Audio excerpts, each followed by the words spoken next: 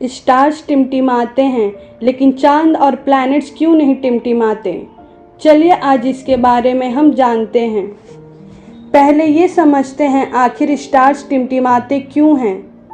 सभी लोग ने तो देखा ही होगा एक काली रात में बहुत सारे स्टार्स को आसमान में टिमटिमाते हुए।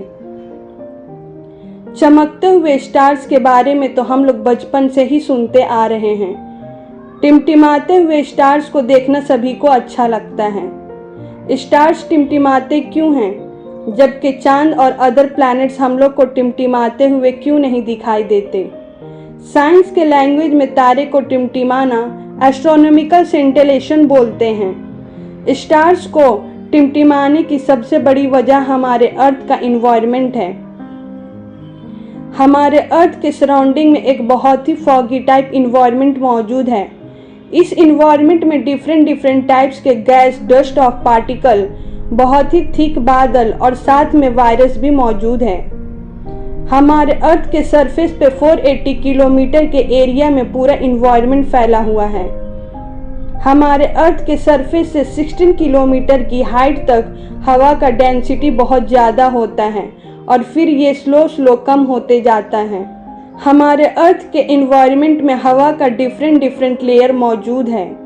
ये सारे लेयर्स के टेम्परेचर डिफरेंट होते हैं। जब तारों से लाइट का रिफ्लेक्शन हमारे अर्थ के इन्वायरमेंट को क्रॉस करती है तो टेम्परेचर डिफरेंट होने की वजह से डस्ट पार्टिकल रिफ्लेक्शन का डायफ्रेक्शन हो जाता है। इसलिए हम सभी को स्टार्स टिमटिमाते हुए दिखाई देते हैं। चलिए अब जानते हैं हमारा चांद और अदर प्लैनेट्स टिमटिमाते क्यों नहीं हैं। स्टार्स हमारे अर्थ से बहुत ही ज़्यादा दूर हैं। उनसे जो लाइट ट्रैवल करके आती है वो लाइट बहुत ही ज़्यादा एग्जॉस्टेड होता है। ये वीक लाइट की रिफ्लेक्शन हमारे अर्थ के इन्वायरमेंट से ज़्यादा इजीली अट्रैक्ट हो जाते हैं। अगर हम किसी टेलीस्कोप के थ्रू स्टार्स को देखेंगे तो भी ये लाइट के छोटे पॉइंट्स के फॉर्म में ही हमें दिखाई देगा। स्टार्स के कंपेयर में प्लैनेट हमारे अर्थ से बहुत ही नज़दीक में मौजूद हैं।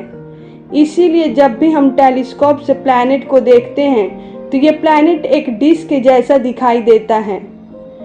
चांद और अदर प्लैनेट से आने वाली लाइट फास्ट होती है। इसकी क्वांटिटी भी बहुत ज़्यादा होती है। इसके वजह से भी जब ये लाइट हमारे इन्वायरमेंट से पास होता है तो हमारे अर्थ के इन्वायरमेंट का टेम्परेचर डस्ट पार्टिकल से अट्रैक्ट नहीं हो पाता है।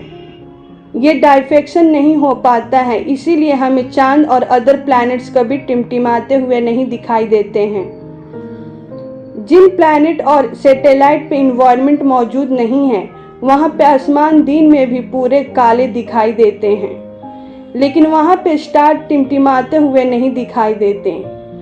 जैसे कि हमारे चांद के सरफेस पे दिन में आसमान काले दिखाई देते हैं।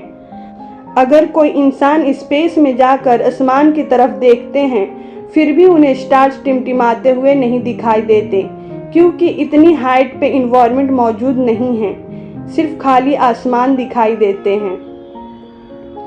यही वजह है कि स्पेस में बहुत बड़े बड़े टेलीस्कोप इस्टेब्लिश किए गए हैं। यूनिवर्स से आने वाली लाइट की रिफ्लेक्शन बहुत ही वीक होते हैं। हमारे अर्थ के सरफेस पे उनके बारे में रिसर्च नहीं किया जा सकता, क्योंकि हमारे अर्थ का environment weak reflection of light को हमारे अर्थ तक पहुंचने नहीं देता।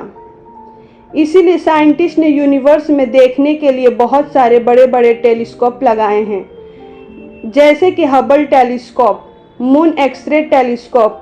ये स्काई टेलीस्कोप स्टार से आने वाली लाइट्स की वीक रिफ्लेक्शन को देखकर यूनिवर्स की फोटो क्लिक करके हमारे अर्थ पे रिसर्च लेबोरेटरी में भेजते हैं।